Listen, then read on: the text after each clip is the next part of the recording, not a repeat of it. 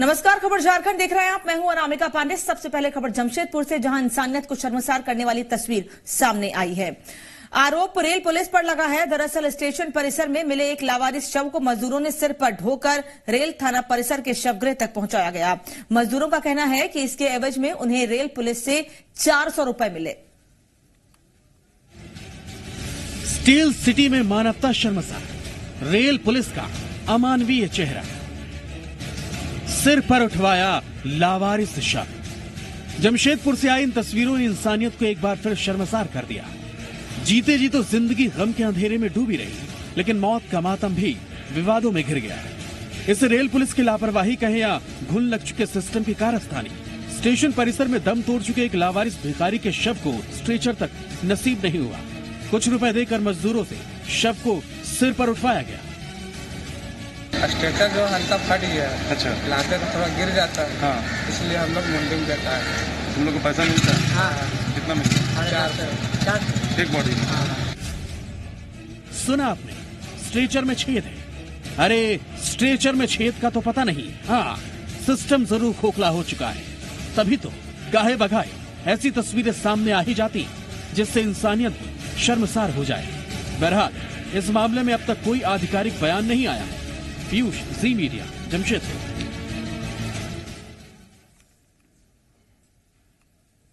और अब बात नक्सलियों के खिलाफ मिले अभियान में पुलिस को मिली सफलता की। पुलिस ने खूंटी के घने जंगलों में नक्सलियों की मांड में घुसकर हथियार बनाने की मिनी फैक्ट्री का खुलासा किया है। तबाही की फैक्ट्री का खुलासा। बंकर में बन रहा था हथियार, जंगल में बन रहा था तबाही का सामान। पीएलएफआई कमांडर बना रहा था हथियार।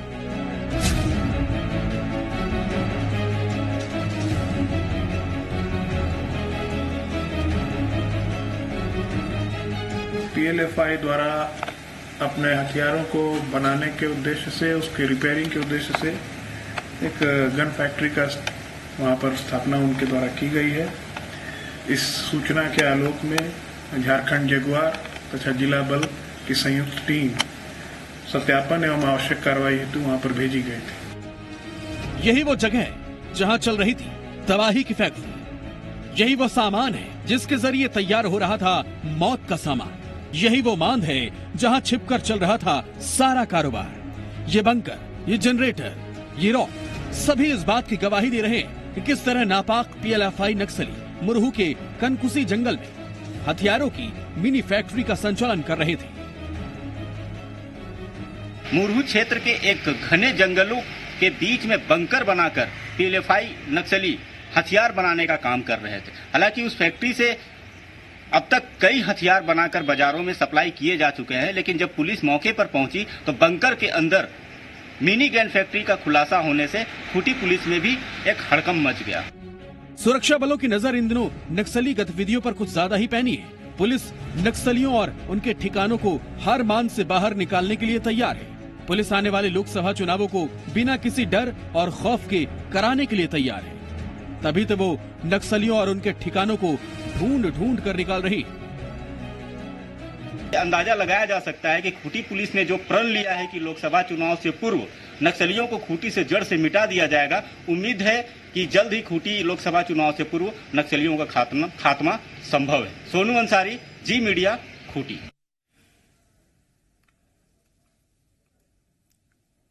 लोकसभा चुनाव की तारीख की घोषणा तो अभी नहीं हुई है, लेकिन राजनीतिक दलों के बीच सरगर्मी तेज है।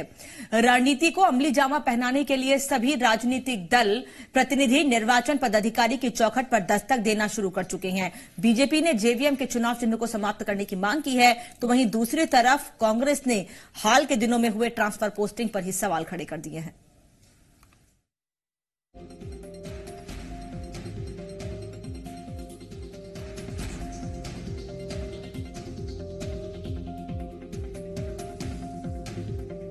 दरअसल 20 फरवरी को विधानसभा न्यायालय ने जेवीएम के 6 बागी विधायकों को बीजेपी में शामिल होने की मंजूरी दे दी। हालांकि जेवीएम ने इस फैसले को गलत बताते हुए ऊपरी अदालत में जाने की बात कही थी, लेकिन बीजेपी की माने तो जेवीएम के सभी विधायक अपनी मर्जी से बीजेपी में शामिल हुए हैं।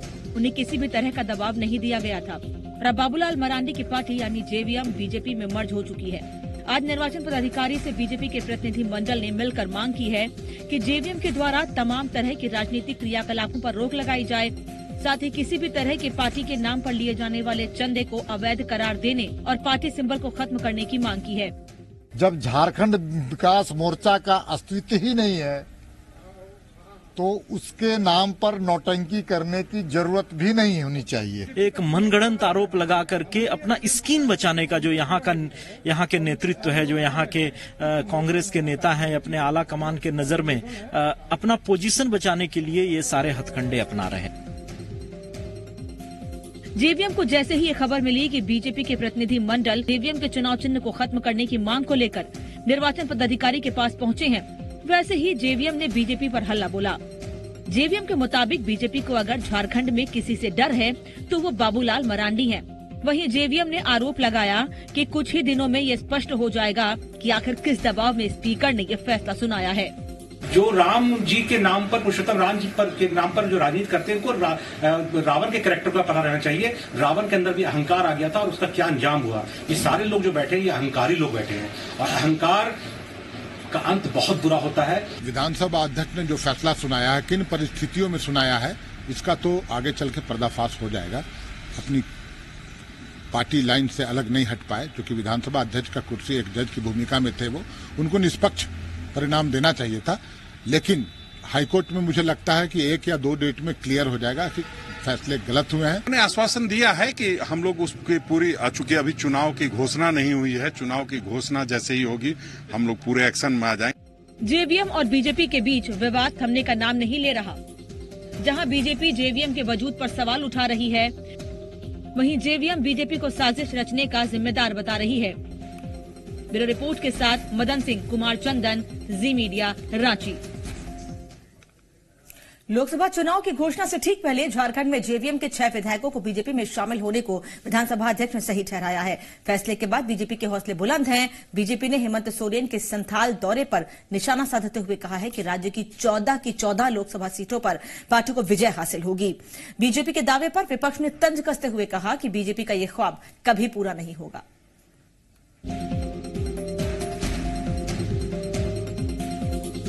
झारखंड के राजनीति में इन दिनों जेवीएम और बीजेपी आमने सामने है। जेवीएम के 6 विधायकों के बीजेपी में शामिल होने के मामले पर 4 साल बाद विधानसभा अध्यक्ष ने वैधता की मुहर लगाई। इसके बाद बीजेपी विरोधियों पर हमलावर हो गई है। पार्टी का मानना है कि इस फैसले से मजबूती मिलेगी, साथ ही चुनाव में भी फायदा होगा। संथाल से आने वाले कृषि मंत्री रणधीर सिंह ने हेमंत पर संथाल यात्रा के जरिए नकारात्मक राजनीति करने का आरोप मढ़ा है। आदरणीय हेमंत जी का संथाल परगना में कई अभी 2-3 दिन से मैं अभी मेरे इलाके में है, वो उनका कल मधुपुर में सभा था, कल साड़ में था, आज पालूजरी में था। कहीं भीड़ नहीं है, मुश्किल से 500 लोग भी नहीं जमा हो रहे हैं उनकी सभा में, क्योंकि सारी ताकत लगा के रखा है। क्यों जनता क्यों जाएगी? फालतू का बकवास सुनने जनता क्यों जाएगी?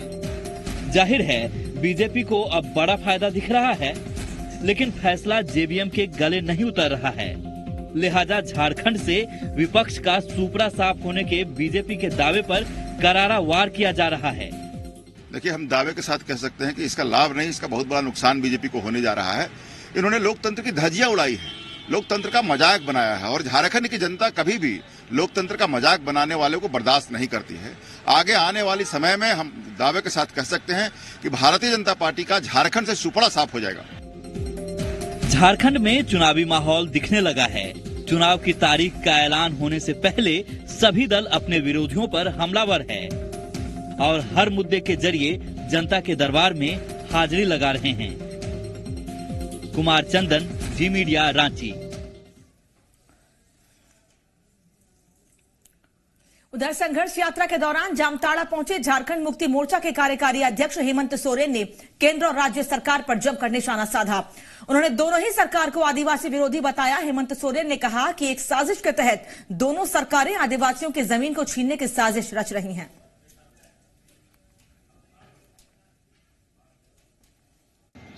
को सहयोग देने के लिए उन कानूनों में बदलाव किया जा रहा है। आपको मालूम होगा कि वन क्षेत्र में खनन पट्टा के लिए पहले ग्राम सभा की अनुमति होती थी, तभी आवेदन पर कार्रवाई होता था। अब इस सरकार ने उस नियम को भी शिथिल कर दिया। अब बिना ग्राम सभा के खनन पट्टा लोगों को दिया जाएगा। राजधानी के Ratu road, ring road junction, काठी टांड में आयोजित एक कार्यक्रम के तहत मुख्यमंत्री ने 1527 करोड़ रुपए की योजनाओं का लोकार्पण और शिलान्यास किया। इस दौरान सीएम रघुवर दास ने कहा कि जब रिंग रोड के 7 सेक्शन का निर्माण हो जाएगा तो शहर में यातायात की व्यवस्था भी सुगम हो जाएगी। सोना हाथू मांडर चौक अब भारत रत्न पूर्व प्रधानमंत्री अटल बिहारी वाजपेयी के नाम से जानी जाएगी और इसके अलावा 290 करोड़ की लागत से रांची के शहरी जलापूर्ति योजना फेज 1 का भी लोकार्पण किया गया है। सीएम ने ग्रामीण इलाके में भी 24 घंटे बिजली का भरोसा दिलाया तो सीएम के हाथों नियुक्ति पत्र हासिल करने वाले कनीय अभियंता भी उत्साहित नजर आए। मुख्यमंत्री रघुवर दास ने रांची के कांठी टांड में रिंग रोड फेज 7 का लोकार्पण किया। इसके साथ ही सोना हाथू मिलन चौक पथ के सौंदर्यीकरण का लोकार्पण भी किया। ये कुल 1527 करोड़ की योजना है। इसके साथ ही 290 करोड़ की लागत से रांची शहरी जलापूर्ति योजना फेज 1 का भी लोकार्पण किया गया। शहरी जलापूर्ति योजना के तहत 14 जल मीनार का निर्माण किया जाना है, जो 3 साल में पूरा होगा। इस योजना के तहत 1 लाख से ज्यादा घरों में मुफ्त वाटर कनेक्शन और वाटर मीटर भी लगाए जाएंगे।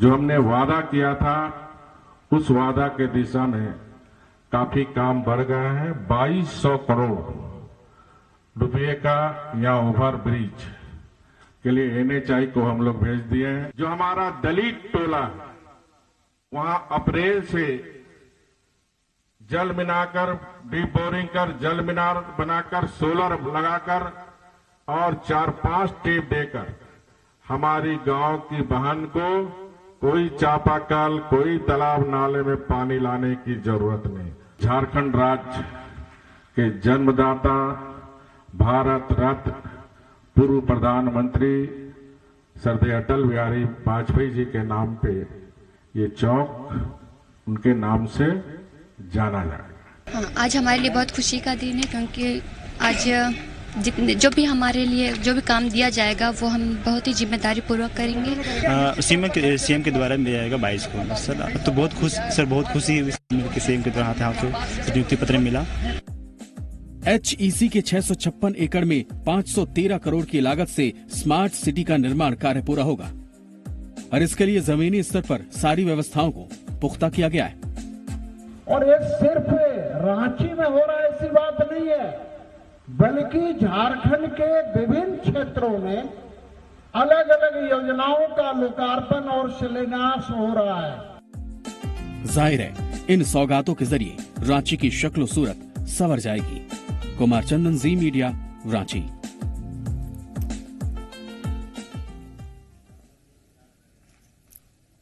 मुख्यमंत्री ने 1527 करोड़ रुपए की योजनाओं का लोकार्पण और शिलान्यास किया, जिससे राजधानी रांची की शक्ल सूरत बदल जाएगी। लेकिन क्या लोगों की सोच भी बदलेगी? ये वो सवाल है जिस पर खुद मुख्यमंत्री रघुवर दास चिंतित नजर आए। कार्यक्रम के दौरान सीएम ने कानून का पालन करने के लिए लोगों का आह्वान किया। सीएम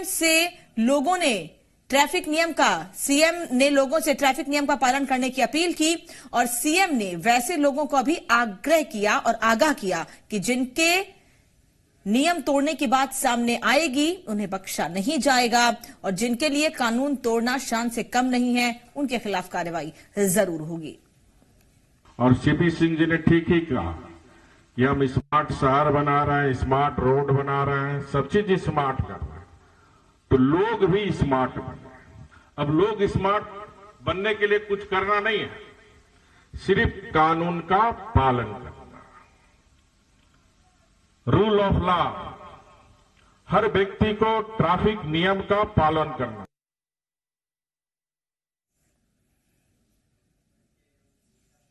अलकतरा घोटाले में बिहार के पूर्व मंत्री इलियास हुसैन के साथ सभी दोषियों को सीबीआई की स्पेशल कोर्ट ने 5 साल की सजा और 20-20 लाख रुपए जुर्माने की सजा सुनाई है।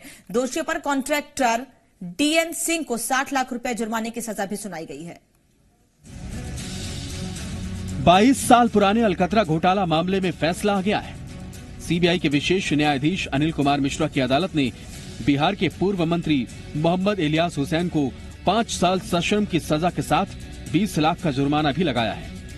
कोर्ट ने इस मामले में इनकी संलिप्तता पाया है, प्रथम दृष्टया नहीं फुल्ली पाया है, तभी इसको सजा आज हुआ है लोगों। मोहम्मद इलियास हुसैन के अलावा उनके सचिव शहाबुद्दीन बेग, खरीद एवं परिवहन विभाग के निदेशक केदार पासवान, उप निदेशक मुस्तफा अहमद, कार्यपालक अभियंता रामानंद राम, सेक्शन पदाधिकारी शोभा सिन्हा और ट्रांसपोर्टर आपूर्तिकर्ता डीएन सिंह को सेक्शन 120 बी यानी क्रिमिनल कॉन्स्पिरेंसी, 409 सरकारी पद का दुरुपयोग कर गबन, 420 धोखाधड़ी और 467, 468 यानी फर्जी दस्तावेजों का निर्माण करने के आरोप में सजा सुनाई। सभी दोषियों को अलग अलग मामलों में अलग अलग सजाएं हुई हैं, जिसमें मैक्सिमम 5 साल की सजा है और सभी पर 20 लाख का जुर्माना भी लगाया गया है। 120, 406, 467, 468 और 471 और साथ में 120 भी सह पठित धारा 409 के तहत इनको दोषी पाया गया। बता दें, मामले में 18 लोगों के खिलाफ सीबीआई ने नामजद प्राथमिकी दर्ज की थी। इसमें वर्तमान में 7 आरोपी ट्रायल फेस कर रहे थे, जबकि ट्रायल के दौरान ही 8 आरोपियों का निधन हो चुका है। इसके अलावा सीबीआई ने अपने अनुसंधान के दौरान 3 लोगों को सरकारी गवाह भी बनाया। कामरान, जी मीडिया, रांची।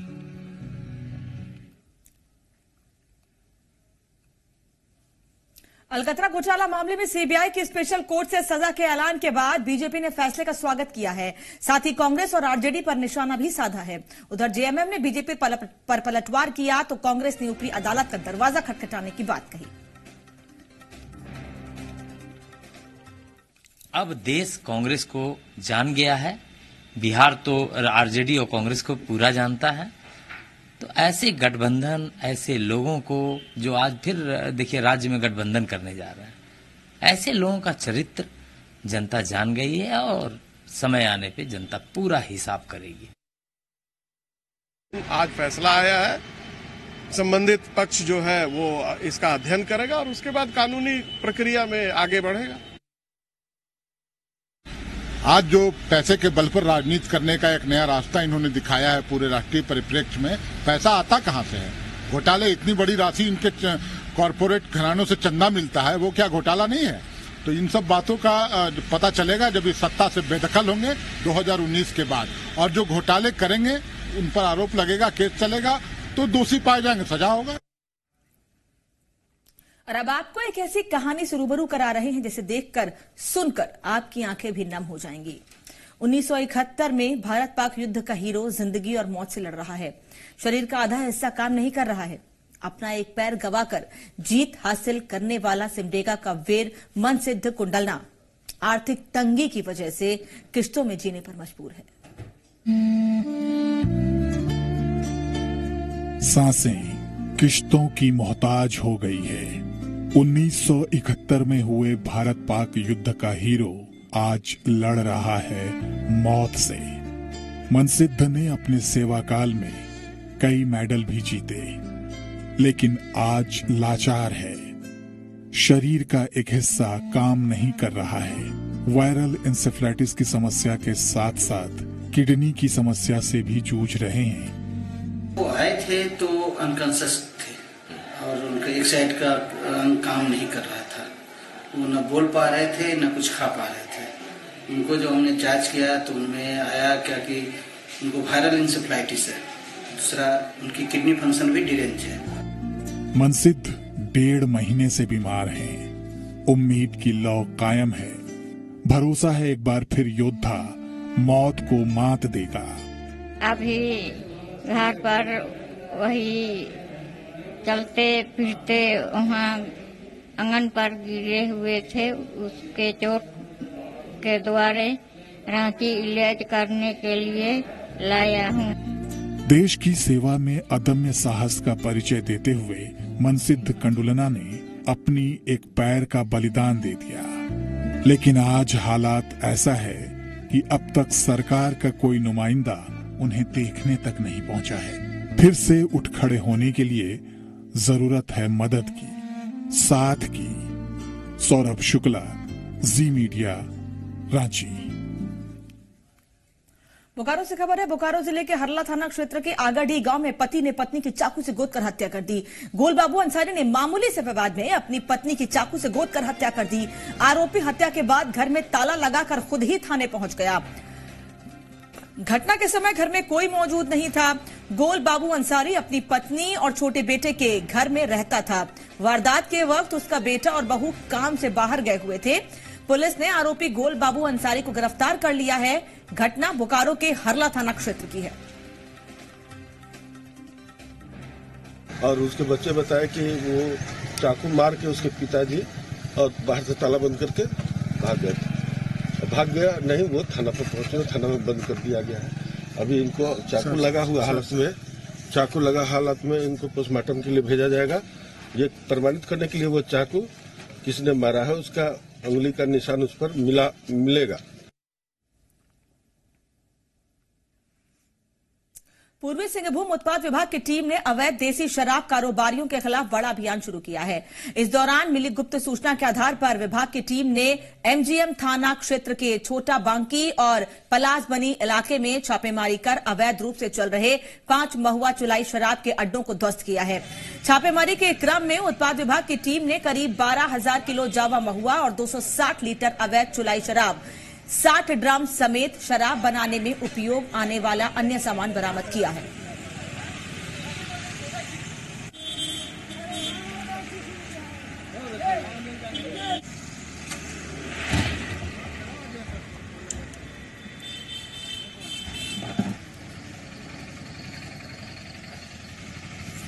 तस्वीर आप देख रहे हैं जमशेदपुर की, जहां पर इस कार्रवाई को अंजाम दिया गया है।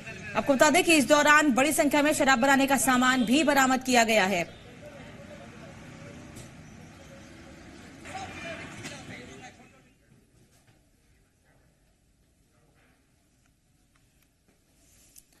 झारखंड के लाल और बोकारो के बेटे शिवा ने अपनी कामयाबी से कई बच्चों को मोटिवेट किया है। कभी समोसे की दुकान करने वाले शिवा आज भारत की अंडर 18 बास्केटबॉल का हिस्सा हैं। शिवा की इस कामयाबी पर हजारों बच्चों को सपने देखने की वजह मिल गई है। साथ ही ये हौसला भी दे दिया है, अगर सपनों को जान से ज्यादा चाहो तो मंजिल जरूर मिलेगी। लंबी कदकाठी और चीते सी फुर्ती, बोकारो के लाल राजीव और शिवा आज बास्केटबॉल की दुनिया में जाना माना नाम बन चुके हैं। देश के लिए अंडर 18 खेल रहे शिवा जब भी बोकारो आते हैं बच्चों के हुनर को तराशना नहीं भूलते। लेकिन एक वक्त ऐसा भी था जब समोसे की छोटी दुकान में शिवा न सिर्फ अपने पिता का हाथ बटाते थे बल्कि अपने सपने को भी चेज करते थे। मेरे पापा का सेक्रेटरी चक्की मोड़ में समोसा का दुकान था। मैं पापा का भी हाथ बताते थे और मेरे पापा ही के चलते ही मैं यहाँ तक हूँ जो भी हूँ। मेरे पापा ही सपोर्ट करते थे खेलने के लिए। शिवा ने बांग्लादेश और थाईलैंड में देश को रिप्रेजेंट किया है। अपने शानदार खेल की बदौलत ही उन्हें एयरफोर्स में नौकरी भी मिली। पहले स्कूल लेवल खेले, फिर डिस्ट्रिक्ट खेले, फिर स्टेट खेले, फिर नेशनल खेले। नेशनल में मैं बेस्ट प्लेयर रह सका था, अंडर 19 का भी जूनियर चैंपियनशिप का। फिर उसके बाद इंडिया कैंप सिलेक्शन हुआ।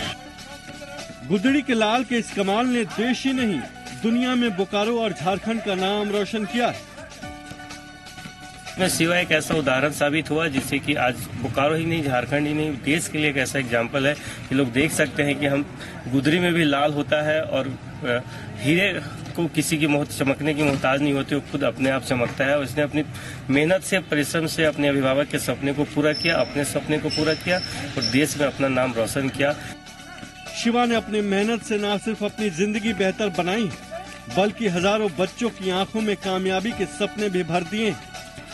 जैसे शिवा भैया हमारे मेहनत करते थे उसी तरह हमें भी मेहनत करना और हमें भी नेशनल प्लेयर बनना है। जैसे कि वो कितने मुश्किल से ऊपर पहुंचे हैं, हमें भी ऊपर पहुंचना है और उनकी तरह कुछ करके दिखाना है।